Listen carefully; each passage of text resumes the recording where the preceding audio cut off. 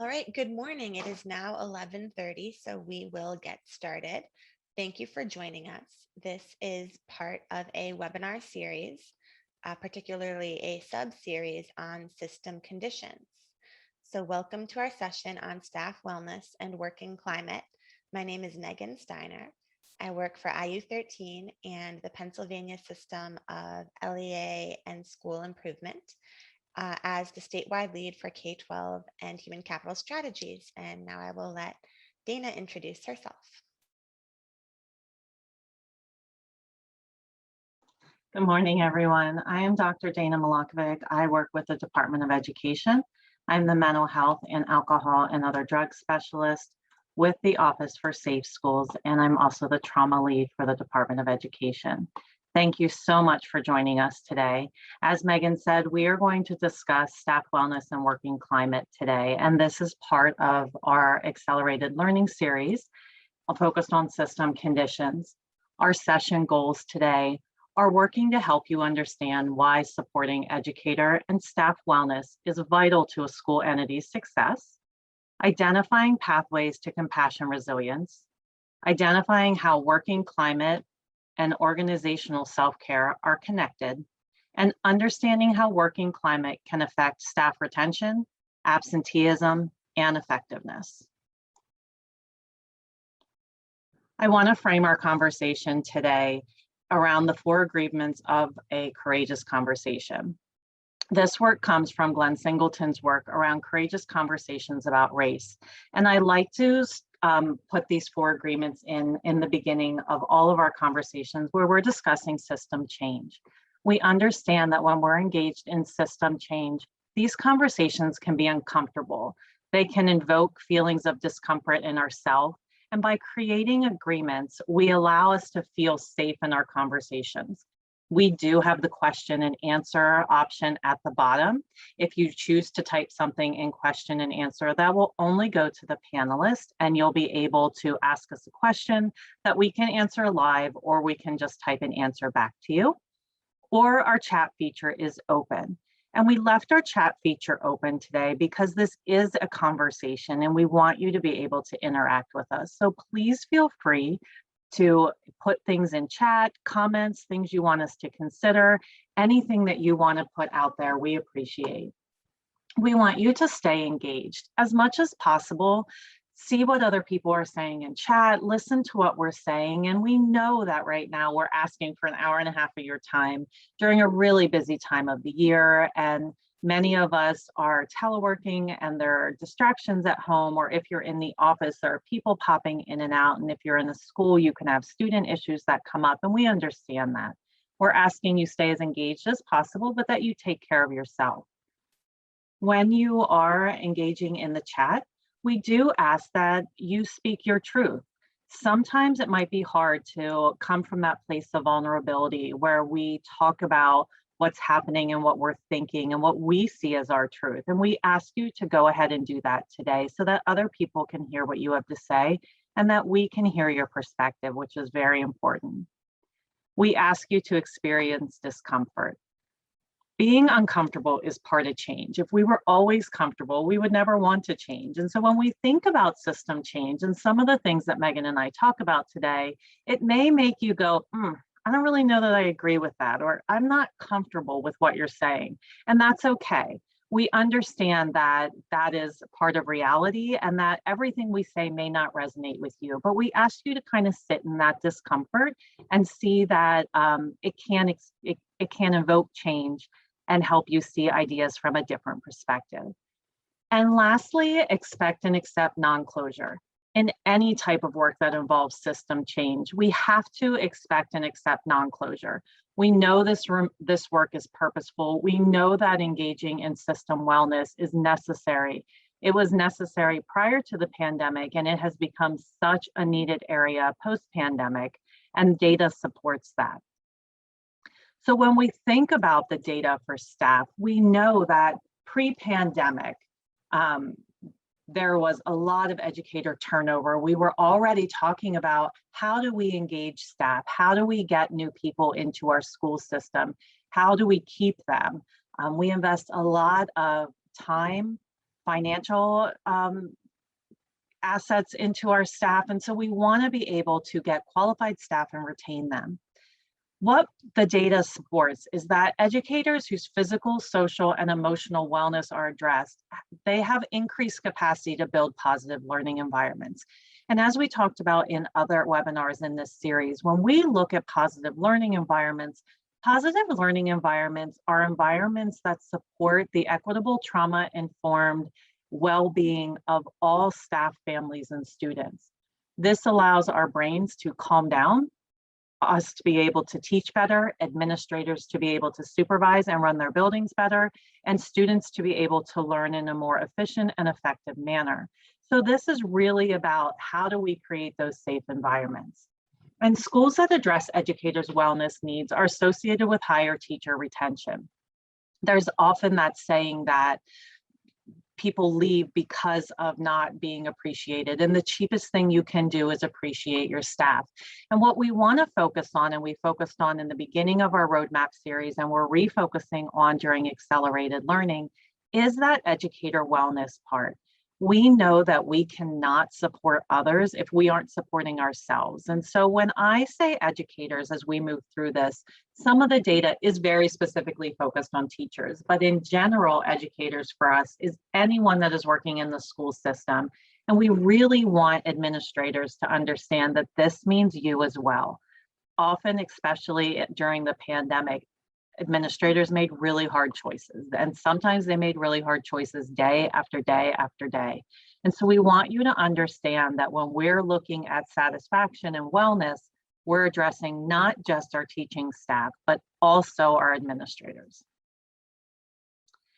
Data from the Center for State and Local Government Excellence at the ICMA-RC's report on the survey findings of K-12 public school employees gave a view on what are finances, employment outlook, and safety concerns due to COVID-19. They published this data in February of 2021. And the slide in front of you represents the major findings for educator satisfaction.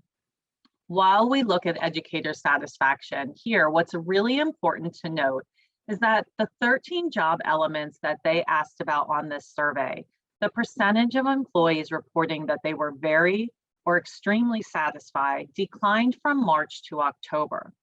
These decreases were most pronounced for ability to serve the community, job security, and work-life balance. And all of those areas dropped at least 20 percentage points. What is important about this, and the reason that we chose the data from this report, is that they looked at data during COVID. So this isn't a comparison of what was your job satisfaction pre-COVID and then during the pandemic. This was during the pandemic. So it was March 2020 to October 2020.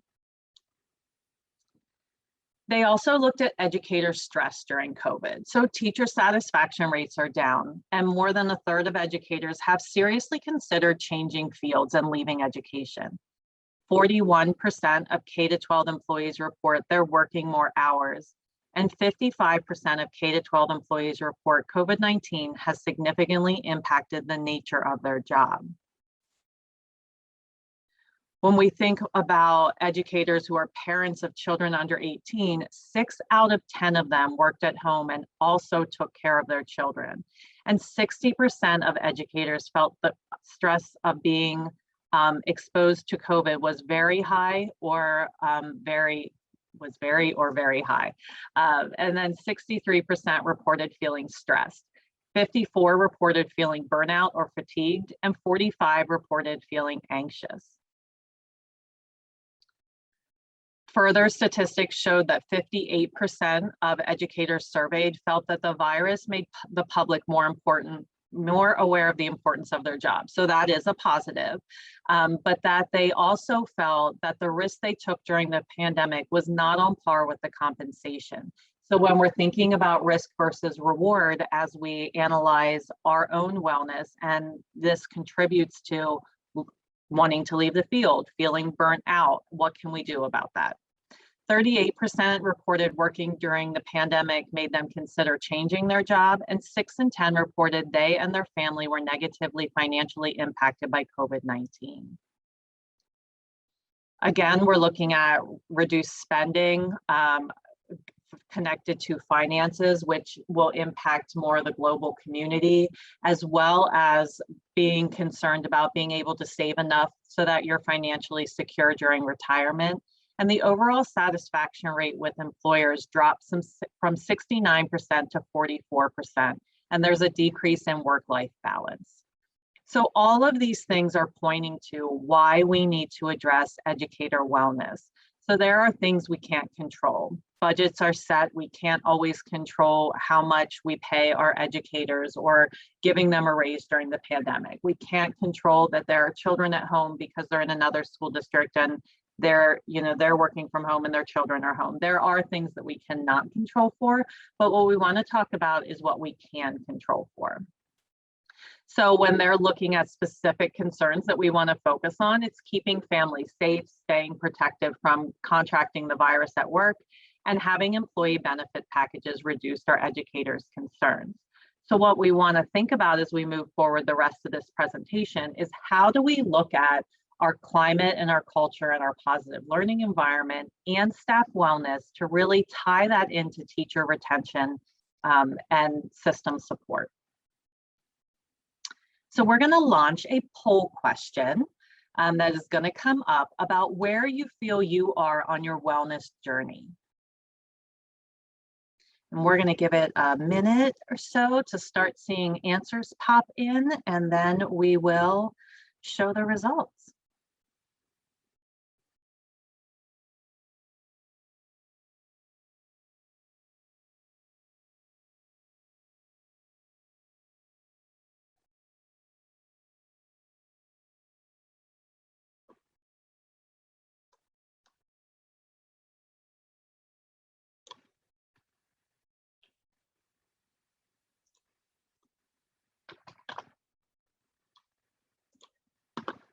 So when we have about 60% of everyone answering, we can go ahead and pop the results right up on the screen. So most of you are practicing wellness on a weekly basis, so that is fabulous. Some people are starting on their journey, about 33%, and 19% practice wellness on a daily basis. When we think about being able to move forward, that this is something that's really important just to keep in mind, and keep in mind as we talk about how system change and system resilience and self-care ties into the own individual packages or individual practices that you have. I apologize, I'm really having word issues today, so I appreciate you all bearing with me.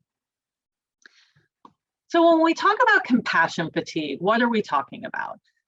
We're talking about helping professionals. And sometimes when I say helping professionals to educators, they say, that's not me. I'm not a helping professional. I'm an educator. And I am gonna just state for the purposes of this conversation and all conversations I have with educators, educators are by nature caregivers in the school system. You spend a ton of time with students. Sometimes you spend more time with the students in your school than you spend with your own students during the school year. And this is a huge impacting factor on students' lives. So for the purposes of our conversation today, everyone in a school system is a helping professional because you develop relationships with children, and that is extremely important. So helping professionals who are exposed to traumatic material really have a great capacity for that empathetic engagement. Oh my goodness, sorry. So what we're saying by that is when you are dealing with students, you hear what is going on in their life. It might be working with adolescents and you hear relationship failures. You're hearing about things not going well. They didn't get on the sports team that they wanted to get in. Something happened to a pet in a student's life, and that impacts how they react in the school system. You're hearing all of these things that come to you, and you can experience secondary traumatic stress by being exposed to the trauma of our students. And when we think about the pandemic, we know that mental health rates have risen. We know that incidences of domestic violence and abuse have risen. We know that drug and alcohol usage has risen. So we know that educators are hearing more and more from their students about what is happening in their life. And when that happens, we can struggle to balance our own self-care with the needs of the people we're developing and we're working with. So when we think about students, we want to give and give and give and give, and we want to give all of ourselves to make sure they're okay. And we don't always balance that with making sure we're okay as well. And compassion fatigue comes in when we think about our self as being impacted. So our emotions are now impacted. We're struggling with maybe behavioral regulation. We're getting angrier easier. We're experiencing depression, anxiety, stress related symptoms. We're having problems in our relationships. We're not doing things that we would normally physically do, and our spiritual and occupational domains might be impacted as well. And this can all impact our job as well as our personal being. So compassion resilience, on the other hand, is an approach to building that resilience, both in an individual and in an organization. We focus on the two together because just like if we only focused on the wellness of our students and we didn't focus on the wellness of ourselves, we can develop compassion fatigue and we don't have anything more to give. If we only focus on resilience in ourselves and we're not focusing on resilience at an organizational level, then we tend to still burn out because we can't do self-care in a bubble. We need to do self-care in an organizational ways so that we're supporting each other, we're supporting our students, we're supporting our administrators, and our administrators are supporting our staff. So this visual just gives an idea of the compassion fatigue path. So when we think about the symptoms to look for early on so that we can minimize compassion fatigue and we can create or we return to that place of resilience, we want to think about it as a journey. It's not one place or another. You can always turn back. You can go anywhere you want on the road, but it's developing those skills to be able to make a path towards resiliency. So this path is done by Dr. Gentry, and he offers a way to understand compassion fatigue in a very staged model. The picture that is up on the screen actually comes from the Compassion Resilience Toolkit for school leaders, and they added cat pictures to this so that they could have some fun with it. It assists with remembering the stages, and it really is just a cute visual as we think about how to move forward.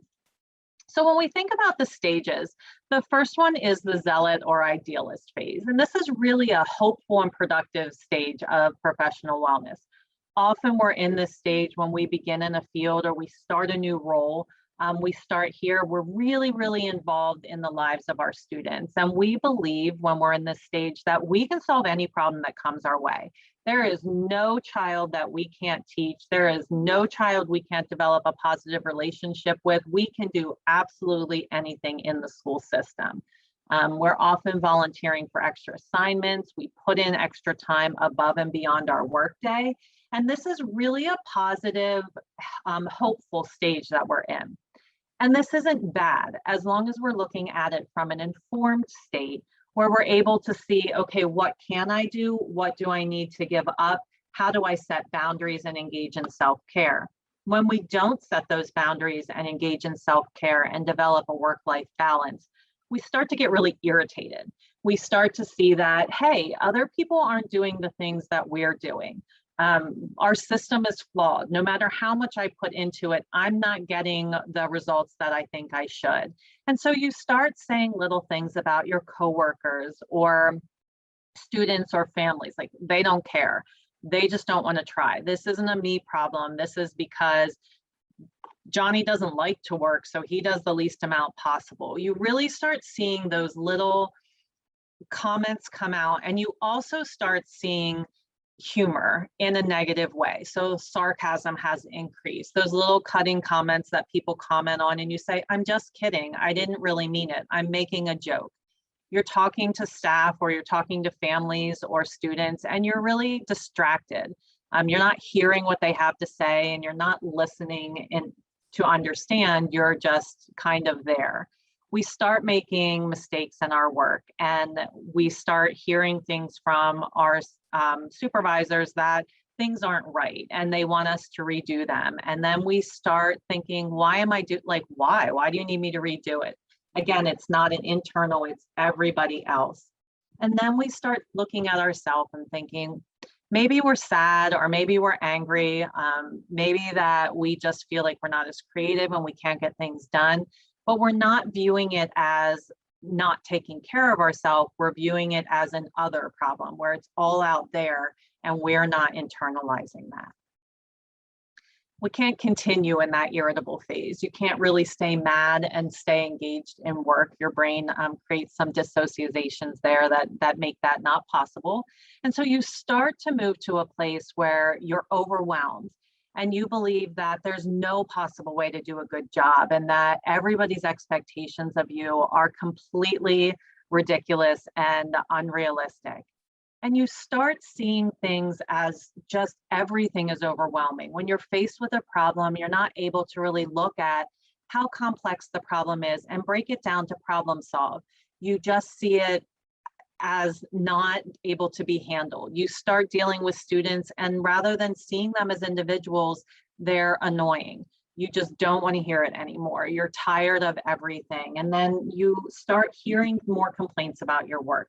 This is really a stage where your shield is getting really thick. You're withdrawing from your staff, you're withdrawing from your supervisor, your families, and your students. And your personal life is much more impacted as we withdraw into ourselves. And if you don't receive help by this point, we really are at risk at moving into a zombie stage. And this is the stage where our hopelessness turns to just extreme rage and anger. We begin to say things like, I hate people. I don't even want to be around them. I can't stand anybody. You can't stand your coworkers. If they say one thing that you feel is against you, you just blow up in anger and you really want to work in a silo. You don't want to do any teamwork. You don't want to engage with others. And we have a sense that we're never going to be able to do enough, that we're really important and our work is amazing, but no one understands us. And if you stay in this stage, you begin to really see physical aspects of yourself affected. So you're starting to see sleeplessness, more hypervigilance. And if we don't get help, we move into more of a secondary traumatic stress, which we're not going to talk about in this presentation, but that is an area where when we move into that, we really need to find a professional to help us move forward through that and be able to deal with the trauma that we're exposed to on a daily basis. So when supports are available along the way, we can move towards compassion resilience and we cycle back into a more informed zealot phase. And then that's how we move forward in our career pathway. So as I said, it is a path, like you just circle around. You don't go through one thing and then it stops and you're on this never ending cycle and you're stuck in a phase. You always can move back and forth. And this involves having realistic expectations, not only for yourself, but for others. And we think about a system framework. We're thinking about what do we have as terms of expectations for others? How do we as an organization support those beliefs? And how do we as an organization set boundaries? How do we encourage the connection of colleagues in a way that really helps and heals and engages in self-care? So when we think about the pandemic, one of the recommendations we had in our original roadmap was to develop a place and a time for being able to have conversations about how are you feeling, how are you coping, what do you need? And it isn't about living in those moments. It's about setting a time to hear where your staff is, hear where your colleagues are, and then develop a way to move past that so that you're able to go into a place of healing. And that involves thinking about how do we manage our thoughts, actions, and behaviors. It's really important for us to understand that our feelings, our thoughts, and our actions are all interconnected. So when we affect one, we affect the other two areas. So sometimes we're, for example, feeling very overwhelmed. We're feeling stressed. There are so many things that we cannot control right now. And so that feeling of being overwhelmed leads to us thinking, I can't ever get through this. I don't know how I'm going to manage. I don't know what I'm going to do. And we feel stuck. But if we look at our actions and say, okay, what can I physically do better in this moment so I feel better? What can I do to handle this overwhelming workload that I have? Okay, I can do lesson plans for tomorrow. I can handle these 3 assignments and get them graded. Your actions then affect your feelings because then you feel more accomplished and you feel like you got something done, which then tie into your thoughts of, oh, maybe this isn't as overwhelming as I thought. I can do this. And so really affecting one or two areas affects how you really cycle through and move back towards a feeling, a place of compassion, resilience. So actions we talked about, feelings, some things you can do for feelings are, how do we develop relationships and social supports? They really affect our emotions. For me, it is music. If I'm really in a stuck place and I just can't get myself out of it, making sure that I blare music, it helps me and it distracts me enough that I'm able to get the emotions under control so that I can change my actions or my thoughts. And thoughts often come into that place where we talk about meditation. We talk about reframing the situation, checking our thoughts, really checking the accuracy of them, and talking to ourselves about, is this realistic? Is what I'm saying is fair and real? And so some other examples of things that you can do, and this is a strategy that you can do when you're stuck in that place. When you're working with a student, when you're working with another staff member, you're working with an administrator or a family, these are some thoughts that you can take that you really do internally so that you can change the way you're feeling towards an individual in that moment. And the goal of this activity is specifically just to change your thoughts. It isn't to come up with a solution. It really is to just change that thought pattern from they're not listening, they can't, trying to solve why they're acting a certain way, to thinking, wait, I'm changing the way I think about this situation so that I understand they're just trying to find happiness, avoid suffering. They're just like me. And so that helps us then reframe the situation and come from a place of compassion when we're in a difficult interaction. All right, so moving on to what to do about all of the compassion fatigue that we just discussed. So there are system factors that lead to compassion fatigue, including colleague stress, organizational stress, large class sizes, and community stress. It's important as leaders and educators that we understand what we can and cannot change in our educational setting. When we look at compassion resilience, we want to focus on factors we can control, including protective factors. So, now a question for the audience. How does your wellness journey affect your organizational wellness? So, you can respond in the chat box, and I will paste that question in the chat box as well. How does your own personal wellness journey affect your organizational wellness? So we'll wait a couple of moments for folks to put their thoughts in the chat. And your thought could even be that you're not entirely sure of the answer.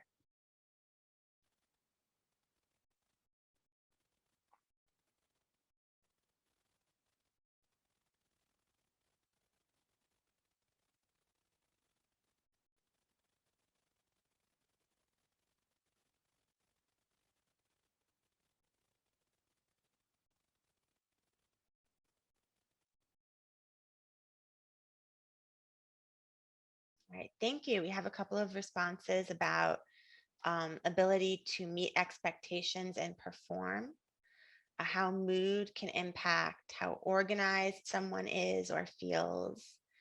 Again, organization and productivity. Those are great points. When I feel better, I can do better. That's a great way to phrase it. Thank you. And taking care of yourself so you can take care of the people we work with.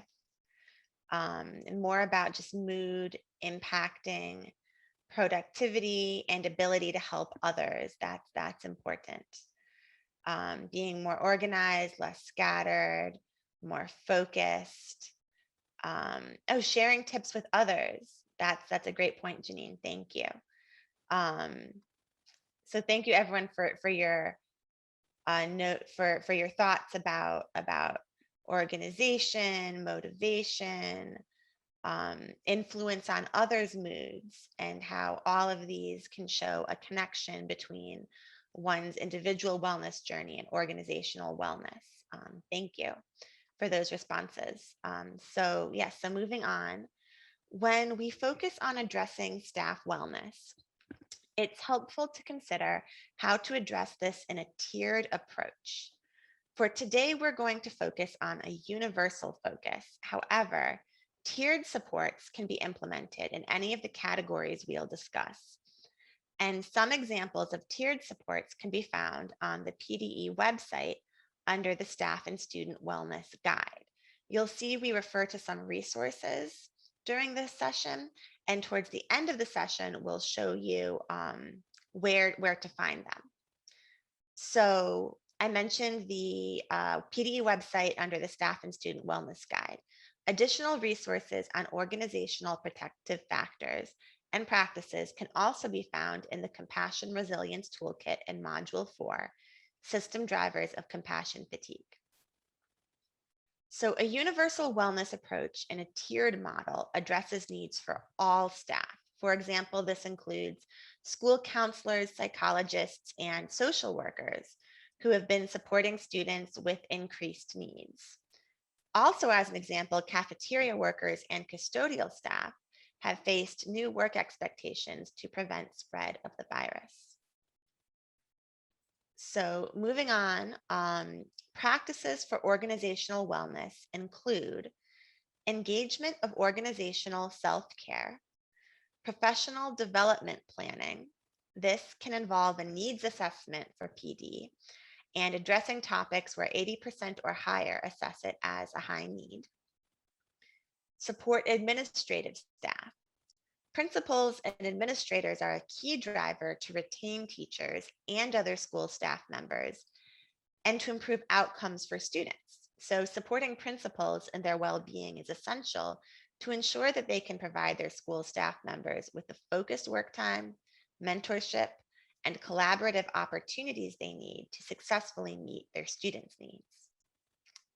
This also includes support relationship building, plan for positive learning environments, and provide educators with voice during planning.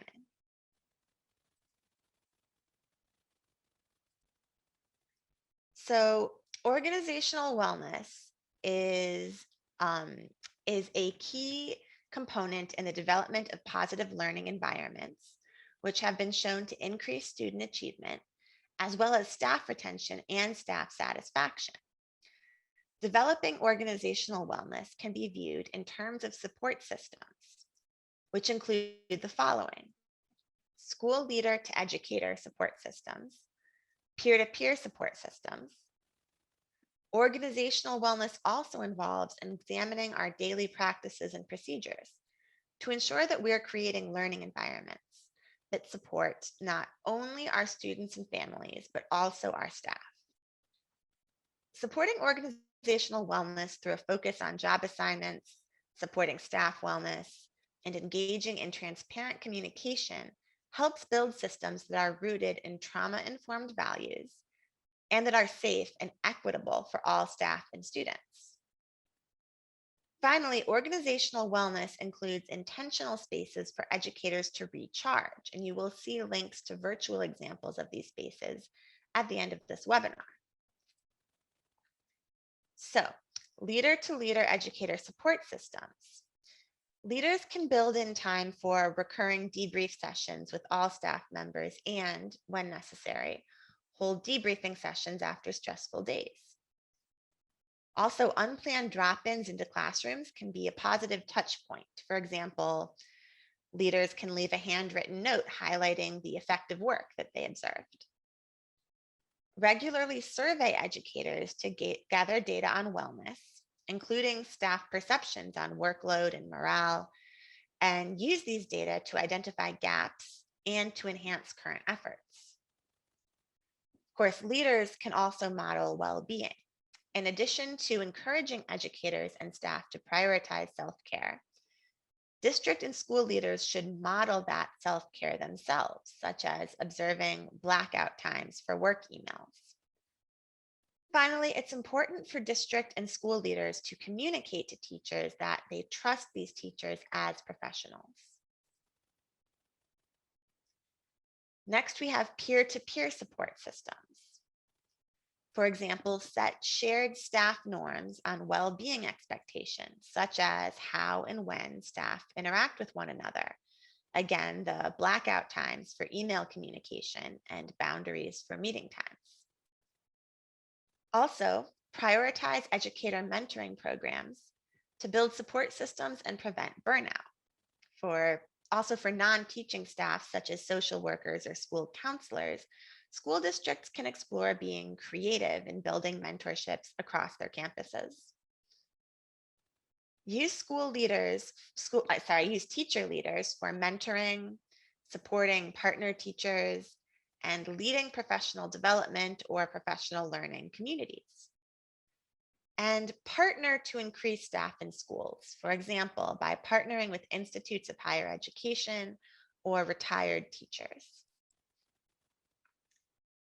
Next, we have educator workload considerations. These are important ways to ensure educators are set up for success within work hours and can prioritize personal self-care after the school day is over.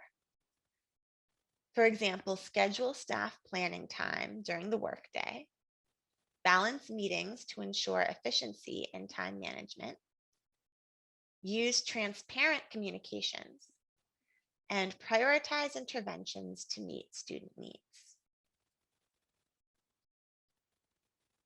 Next, we have practices for transparency in district and school mental health supports. These include planned communication regarding supports, targeted communication for student assistance program supports, communication regarding human resource and employee assistance program resources, and finally, partnerships with community agencies and community health representatives to provide wellness services. Now, organizational wellness can also include intentional spaces for educators to recharge. Focus on adult wellness and sustainability as part of professional development plans. Identify places in buildings that can be set aside as quiet recharge areas. And even consider usage of virtual calming rooms for staff. So these are many factors that can contribute to the wellness and positive climate for a building. While administrators and educators do not have control over all factors, ensuring that we are addressing self-care from an organizational standpoint, as well as encouraging educators to engage in individual self-care, can support the educational system, employees, families, and of course, our students. This organizational self-care checklist was developed by members of the Mental Health Technology and Transfer Center and Nebraska's Department of Education as part of their work in a learning collaborative focused on staff and organizational self-care.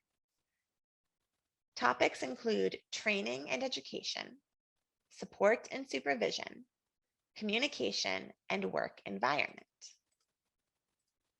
So going further into these topics, the first section of the self-care checklist is on training and education.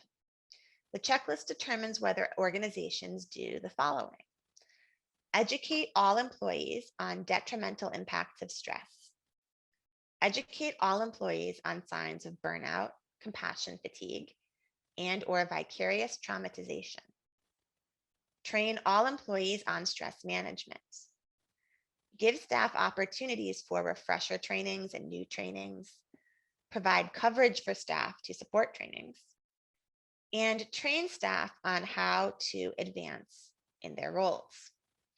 And we have a question about the link to the organizational self-care checklist. Dana will probably put a link in there in a moment to respond to that question. Thank you for asking.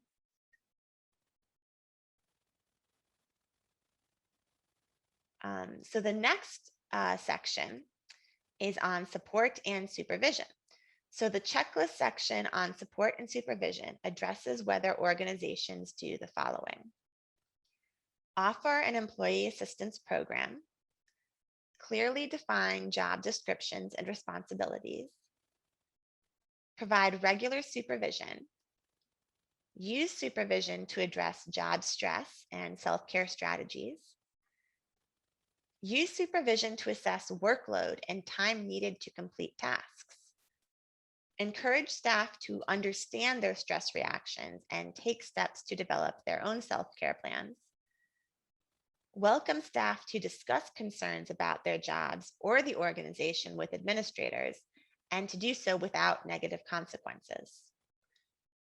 Encourage staff to take breaks, including lunch and vacation time, and support peer-to-peer activities such as support groups and mentoring. So next, under employee control and input, the checklist assesses whether organizations provide opportunities for staff to give input on practices and policies, regularly review policies to identify whether they are harmful to health and well-being of employees, provide opportunities for staff to identify their professional goals, and provide formal channels for staff to address problems and grievances.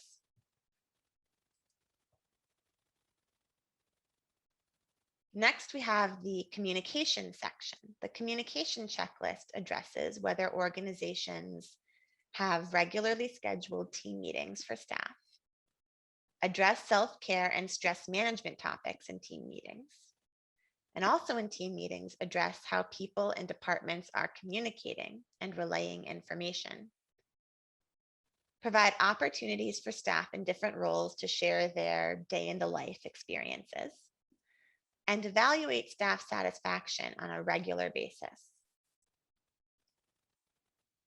Finally, the work environment checklist includes whether organizations have characteristics such as a well-lit work environment, a physically well-maintained work environment, information about self-care posted in visible places, and information on employee rights posted in visible places, opportunities for community building among employees, no tolerance policies regarding sexual harassment and bullying, and policies for workplace issues, including grievance issues and interpersonal difficulties, to be managed by appropriate personnel and to remain confidential.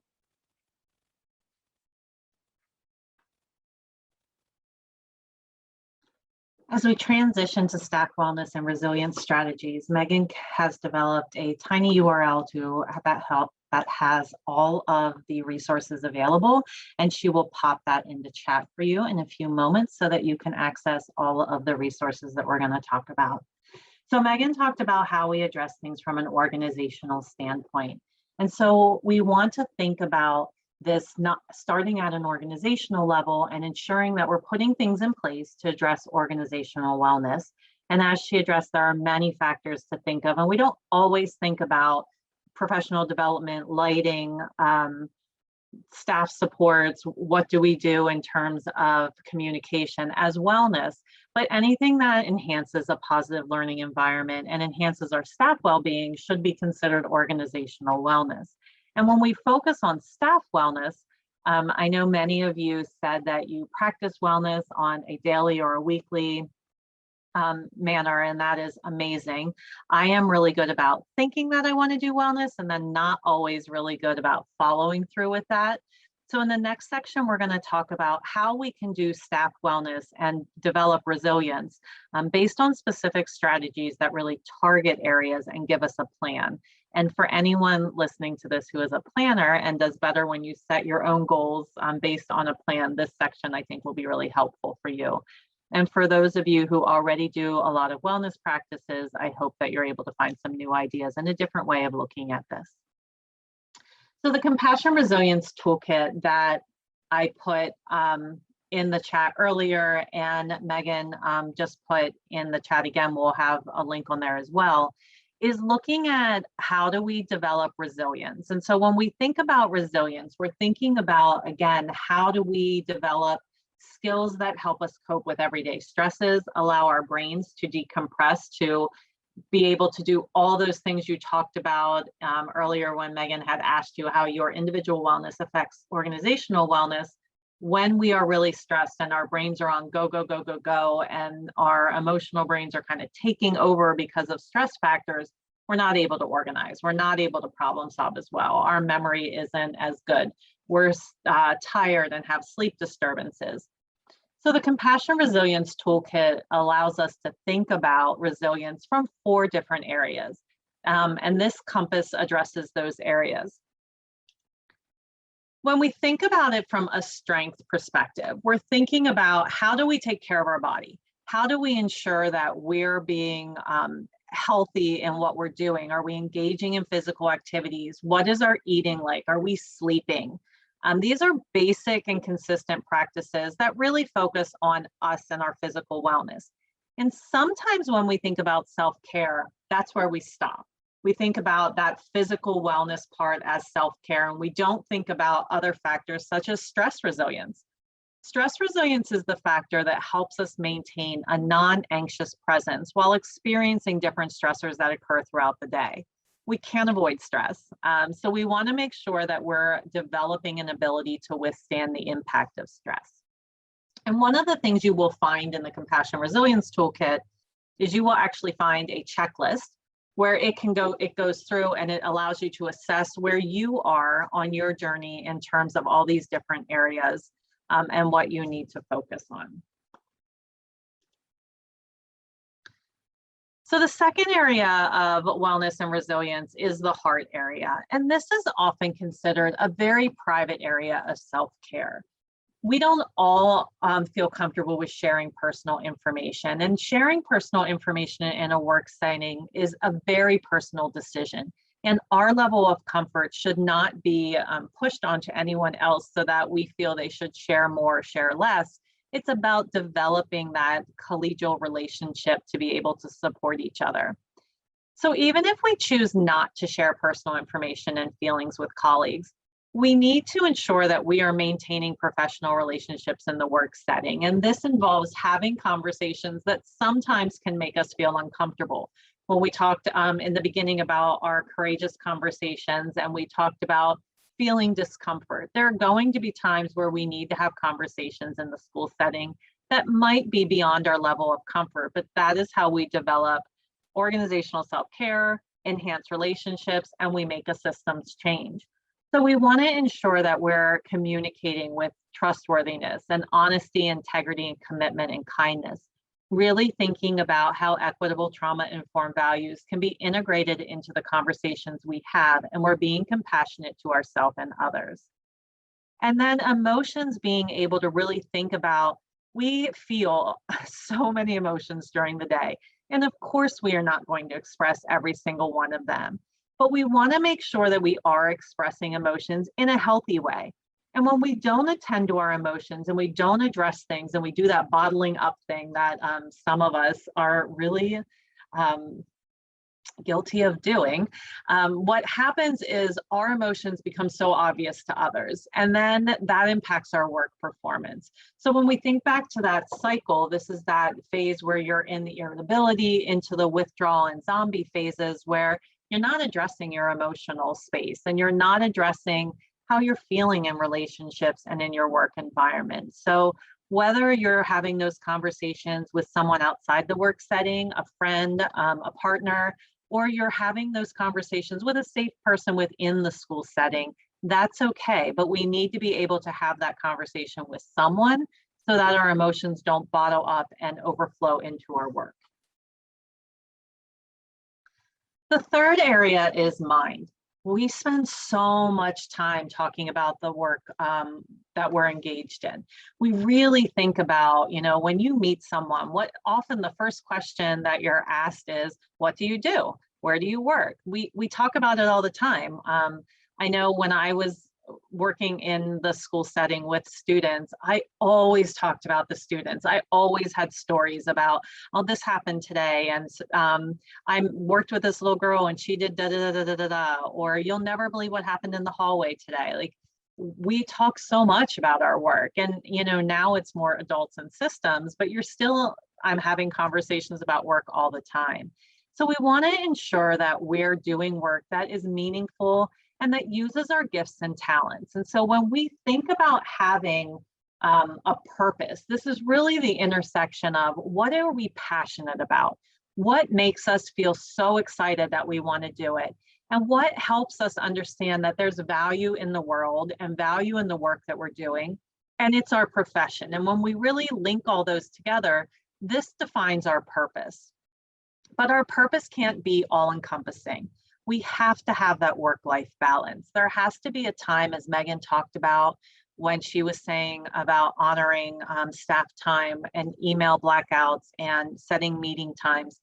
We can become so passionate about the work that we're doing that we're not taking care of ourselves. And then we're losing that work-life balance. And it diminishes our passion that we have for the job, which then impacts our feeling of purpose. And then with an organizational focus in mind, this is really thinking about how are we organized? You know, are we not overcommitting, not overscheduling? Are we following through on things? This really is an area of self-care that many of us need to focus on. And when we talk about self-care, sometimes it can be this buzzword that comes out and we don't think about all the things that self-care can encompass. And really, I want you to think about self-care as any intentional thing you do.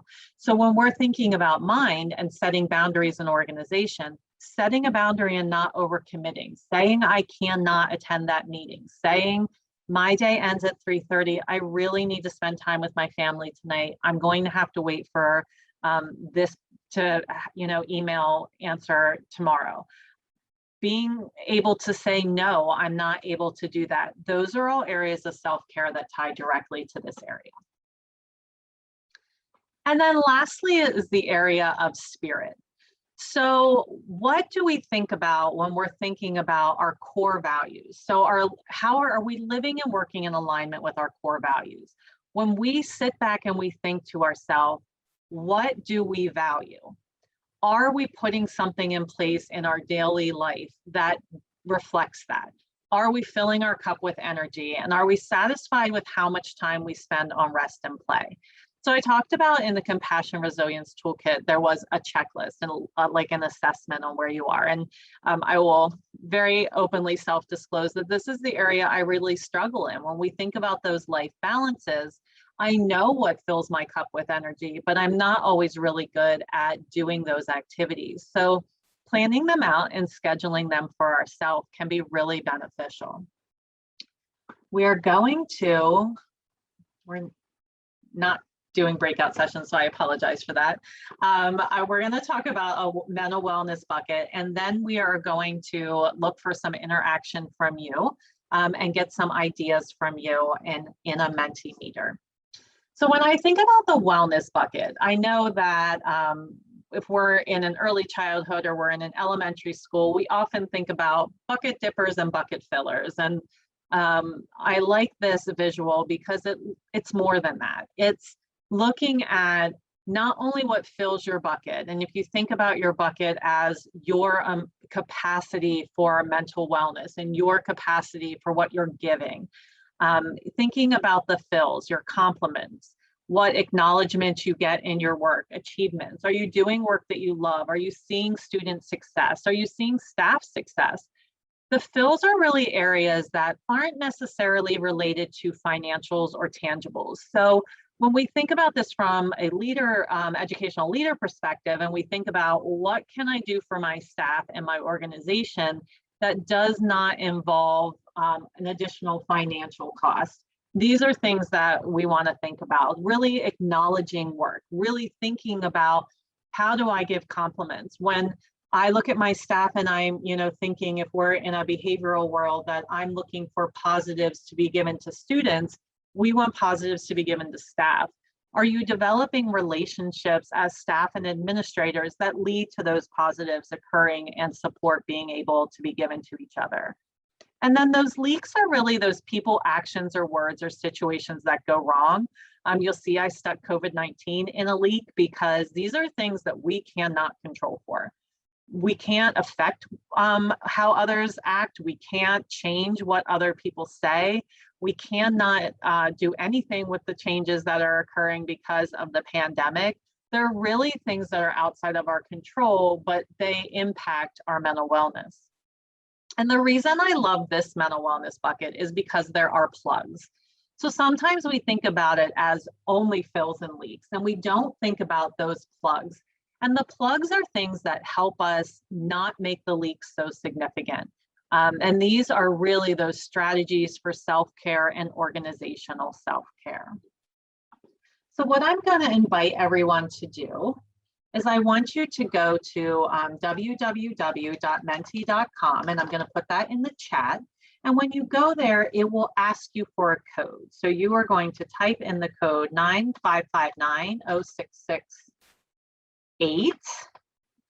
And what that will do is it's going to allow us to answer this question, and everyone can see what pops up. So we're thinking about what strategies have you found effective for organizational wellness?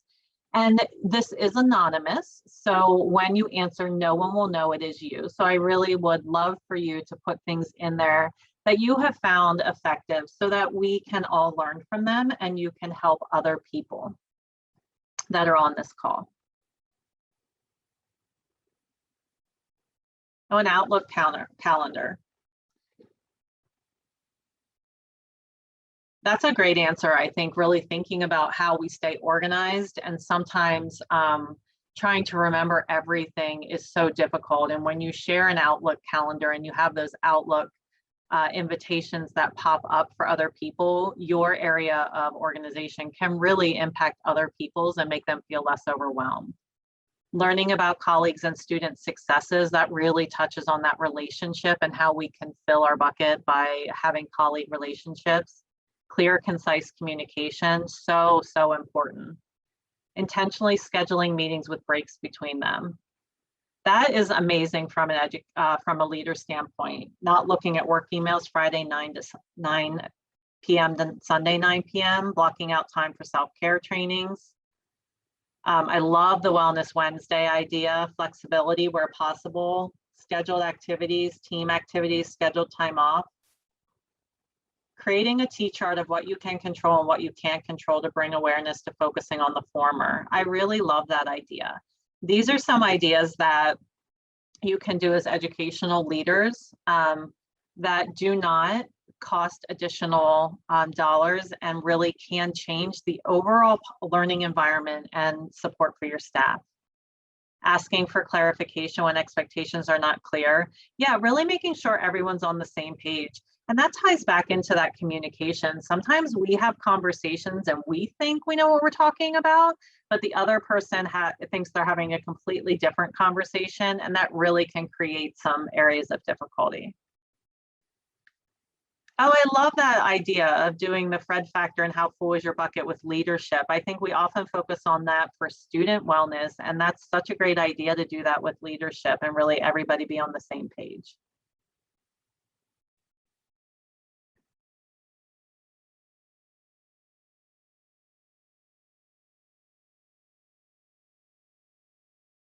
I'm going to give it another minute.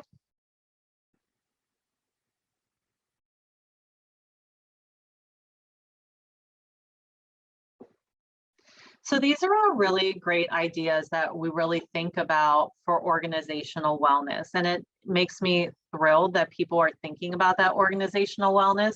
And a couple I want to pop out is this: not looking at work emails Friday 9 p.m. to Sunday 9 p.m. Sometimes we may look at that and say, oh, that's a self-care for an individual. But when, as educational leaders, we model those behaviors and we model that work-life balance, it becomes an organizational self-care.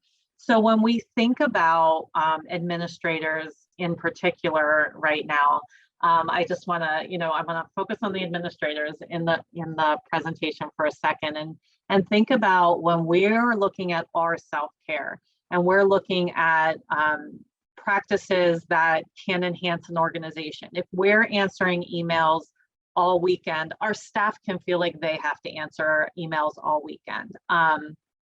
When I was a school administrator, I struggled with this sometimes because I was so overwhelmed during the school week that I had to answer emails on weekends. But what I found that I could do and make my life easier and still encourage wellness in my staff is I would answer all the emails that I needed to answer over the weekend, but I would save them in my drafts. And then first thing Monday morning, I would hit send on all of my drafts. That way they all went out on a Monday, but I was able to engage in some time management and stress relief for myself by taking an hour and answering them all over the weekend, so that I felt like my week was finished and I could start a new week without additional stressors. Really thinking about that wellness element for all staff. This is so important. We think so much about wellness for our students. I worked with a school who looked at their behavioral data and found that transitions were super hard for their students, and they were having a lot of behavioral referrals during hallway time and transition time. And they actually implemented a practice of developing deep breathing and yoga and mindfulness, and they taught that in their PE class. And then they implemented it for their students, and it significantly impacted their behaviors. But what we didn't look at is, how do we do that for staff? So what we found as a side benefit was, because the staff was teaching students mindfulness and they were engaging in deep breathing moments and calming moments, our staff was able to be calmer. So therefore, they were benefiting as well, and they had built-in self-wellness times. And we don't always think about that. As staff, we don't think about what do we need to do. And so this professional development piece, as Megan mentioned several times, is really, really important. Intentional stops in classes to talk more about personal stuff and not school related. It is all about relationships. I obviously don't know who wrote this, but I would like frame it. Yes, everything is about relationships. When we think about how we benefit students the most, it's about relationships. When we think about how we benefit staff the most, it's about relationships. And this is why Megan talked a little bit about cross collaboration across buildings. Sometimes even collaboration across districts is important. Staff needs to be able to learn from other staff, and they need to be able to support other staff, but administrators need to do that as well. And one of the things we talked about in the original staff and student wellness guide that was put out in the beginning of the pandemic is really thinking about administrators building those networks. How do you build networks as administrators, as school counselors, as school social workers, as nurses, as school psychologists, as anybody working in the school, to think about, wait, there might only be 2 of me in a district. I might be in a small district and I'm the only school psychologist, or there are only 2 school counselors, or I might be the only social worker in a 3-district area. How do I develop relationships across the system and really network so that I'm not feeling like I'm on an island by myself? Because relationships is what helps us be able to get through and move forward when we're really stressed. Okay, I'm going to pull this down. And Dana, we had a question in the chat about accessing a copy of the PowerPoint. I can, later today, I can create a link to the PowerPoint from that list of resources, if you all remember, and I can put in the chat again the tiny URL to all the resources. And Dana, do you know if it will be posted anywhere else? Yeah, Patton will have it posted, and it will also Awesome. be posted on the roadmap Awesome. as well. Thanks. You're welcome. And then we had a couple other things in the chat that weren't staff shout outs for going above and beyond at faculty and team meetings, staff trivia contest for students and staff. And one thing we want to be careful of when we're doing staff shout outs and we're doing above and beyond meetings is being sure that we're finding ways to complement and support everyone in our staff. Sometimes we get people who are really in that zealot phase and they're going above and beyond. And so it's very easy to give them compliments and kudos for going above and beyond, but we sometimes forget about the staff who are struggling with their self-care and are more in that irritability or withdrawal and might have one positive thing that happens out of a bunch of frustrations for us as administrators or colleagues. But we want to kind of go back to that strategy of when we're with students, catching them being good, making sure that we're addressing the positives. And we want to do the same for staff. When staff who are struggling do something really well, we want to make sure that we're acknowledging that. So on the other end, what barriers are you facing as you work to improve organizational wellness and engage in staff wellness? So we really want to pop this up here as an opportunity for you to put barriers up that we can give ideas to, that other people can like other people can talk about. Someone put in the chat time. That is definitely an area that we struggle with. We only have so many hours in a day. So being able to prioritize how we address staff wellness. Resistance from staff, the change process. Change is hard. We talked about, having a system change coming from a place of discomfort. But what happens when your staff is comfortable in the way things are?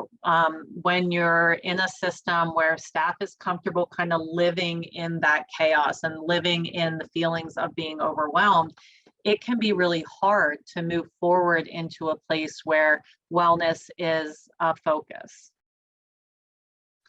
Still have work to do with timelines and deadlines when putting out fires all day with staff and students. 100% yes. When things happen during the school day and there are deadlines, short deadlines, and you have to kind of have that, how are we addressing this, and really mindfully putting things in place. What I will say is that when you move forward in this journey as an organizational wellness and you think about what areas you want to focus on. So if you did the organizational self-care checklist, for example, and you identified 7 areas that you want to work on for organizational self-care, you would only pick 1 or 2 of them. So we're looking at baby step changes to be able to make system changes. And that addresses some of the things we see from resistance from staff and reluctance for staff for buy-in. I was in a school system for over 17 years, and I don't even want to think about how many brand new initiatives and new things that come up. And what we don't want is mental wellness to be a brand new thing. It can't be one more thing that you're doing. So when you think about resistance from staff and reluctance for staff buy-in, you want to think about those baby steps and those tiny changes that you can do in order to make system changes. And this can start with how I, as an administrator, change the way I do things. It may start with you leading by example and no changes are done for staff. It may start with things like pulling up the Compassion Resilience Toolkit and spending 5 minutes in a staff meeting saying, here's some resources available for you.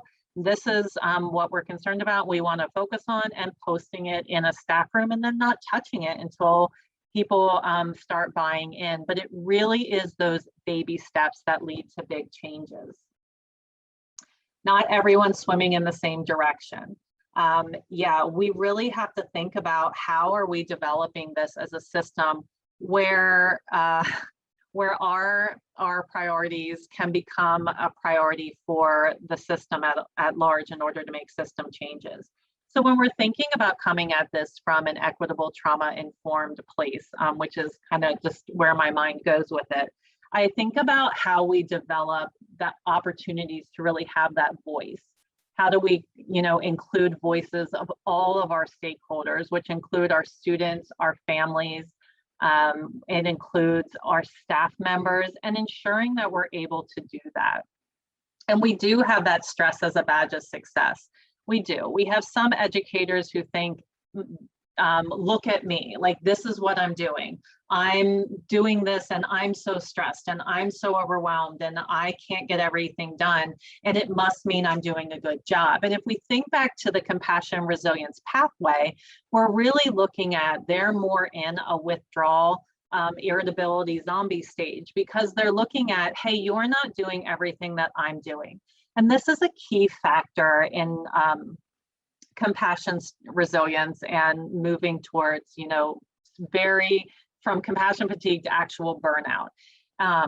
There is a YouTube video, which I will get to Megan so she can add to this that really discusses this, and I think it's a great video to watch. And one of the things she talks about is we're moving into that secondary traumatic stress when we have those badges of honor. So as an educator, you can say, for example, I had to stay up all night, and I know I'm a teacher now because I stayed up all night and I graded all these papers. My niece just graduated and is a long-term sub for kindergarten. And so she will say to me sometimes, oh my gosh, I know I'm not in school anymore. I know I'm a real teacher because I got this ridiculous answer to this question and I had to think about how I was going to respond to it. And my principal made me redo my lesson plan because I did it on the way we used to do it in school and not the way the school system wants. But I know it's okay because I'm a teacher now. And that's okay. But those badges of success come in if you're doing things like, oh my gosh, here's my badge because I stayed up all night. And so now I can be grouchy all day and I can snap off at everybody and I can be rude in my school setting and I'm not going to be able to get my emails done and I'm just going to be very disorganized. And it's because I was up last night grading papers, or I just redid all my lesson plans, so now I'm going to go get trashed on the weekend. Those move into, we're now in a secondary stress. They're just not adaptive for us and we can't maintain those levels. And so we get into a place where we're in very unhealthy behaviors and which quickly pushes us towards an area of compassion fatigue. So we have like 15 minutes left with you. I'm going to actually, I think since we have time, I'm going to bring up, I want to go over that we do have some additional learning environment posted series up that support this. And then I want to bring up a couple resources just to show you, because I know that you have access to all of them, but sometimes we get them and it seems so overwhelming that we're ready to scream and it's one more thing, and I do not want that for you. So the posted series for development of learning, positive learning environments are listed here, and they are all posted on the PDE website under accelerated learning.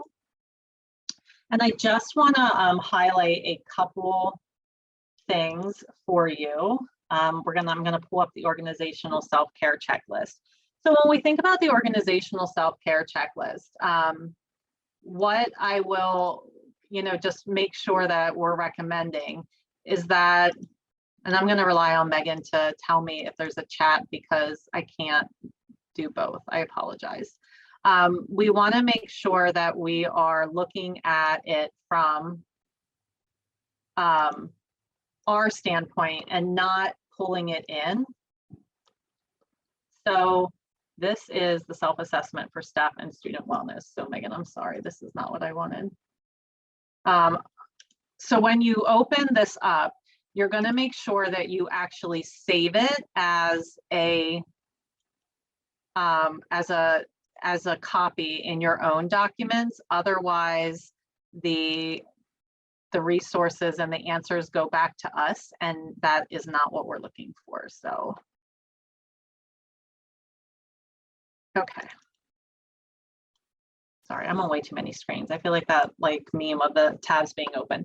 So this is the organizational staff checklist, and you really are just going to go through it as an organization. So you're going to save it as a copy for yourself, and then you can answer it. And the way that you can do this really is looking at, how do I do it as an administrator, or how do I have a team do it? So maybe you share it with your administrative team if you're in central office.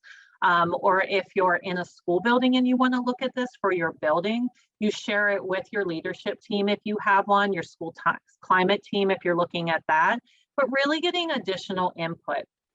And this isn't an aha, I only got this many checked. This is okay, I'm self-reflecting on where are we in terms of organizational self-care.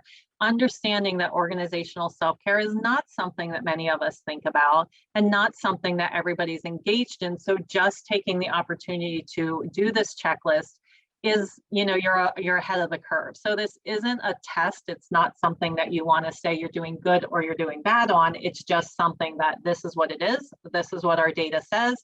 Now we're going to make a plan to move forward on how to address it. Really coming from a non-judgmental place as you're looking at that. The checklist is on the tiny URL that Megan posted, and I also shared it earlier in the chat, and I will just stick it right back in the chat for you. And it is linked in most of our wellness presentations, as well as our staff and student checklist guide. And then the other one that I just want to highlight is the Compassion Resilience Toolkit for school leaders and staff. So the thing I love about this is that if you are an educational leader, or you're a mental health professional or a professional development leader in your district, and you want to focus on staff wellness, you don't want to focus on staff wellness where you're now having to reinvent the wheel and come up with everything on your own. And so this work came out of Wisconsin, and the way that they have structured it is really to have it as a 6 to 12 month journey towards compassion resilience. And they set it up so that there at the bottom, there is a facilitator's guide, but everything you need is there. So it tells you how long practices are going to take. It gives you visuals to put in your staff rooms. I'm blanking on words, sorry. It tells you things that you can do if you're doing it in a staff section. It gives you the agenda for it. It really looks at everything that you need, so you're not creating something new, but it allows you, if you're creative or if you don't like the way something is particularly phrased, you can of course reframe it and make it work for your system, but you're not putting something in place that has to be completely developed from scratch. And then one of the other things I want to highlight is this page here. So as Megan mentioned, we would give examples of virtual calming rooms. So these are not every virtual calming room that is out there, but it is some that are out there that you can, again, look at and say, okay, these are things that I want to do and I want to put forward, and I want to create my own, or I'm going to link to other places that have them done. If we look at, for example, California Help is one of them. And this is a place where it's a virtual calming and wellness center that's broken down by age, as well as area that you're interested in. So this is one example of what a virtual wellness room can look like. And so when we think about creating those places and we think about our short deadlines, our timelines that have to come due, the fact that we are kind of blowing up during the school day and we have to figure out how do we put wellness in place, being able to say, here are some examples, here are some places you can go. Maybe I don't in my building have a room that I can say, okay, this room is dedicated to staff wellness and I'm going to make a calming room for my staff. Maybe I don't have that in my building, and that's okay. But I can say, here are some resources for you to use, and you can take 30 seconds, a minute, you know, at the end of your lunch or at the end of your planning period.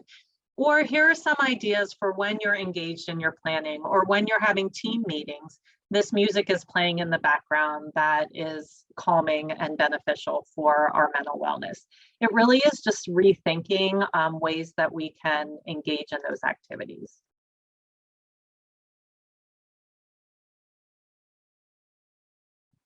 So we have a few minutes left that we are going to take any questions that you have. Please just pop them into chat, anything that you need. We're going to sit here and we'll be available for any questions or comments that you have. The system staffing, staff wellness and working climate URL to get credit for this is up on the screen. And I am also going to put my email in the chat. If you have follow-up questions, please feel free to let me know. I did not highlight all of the PDE resources, but they are on the tiny URL and on the slide presentation. We have developed a bunch of resources to support staff wellness and positive learning environments through the Department of Education. And they are all listed on our Safe Schools page. And we do invite you to look at them and let us know if there's additional resources you need or things that we can help you out with.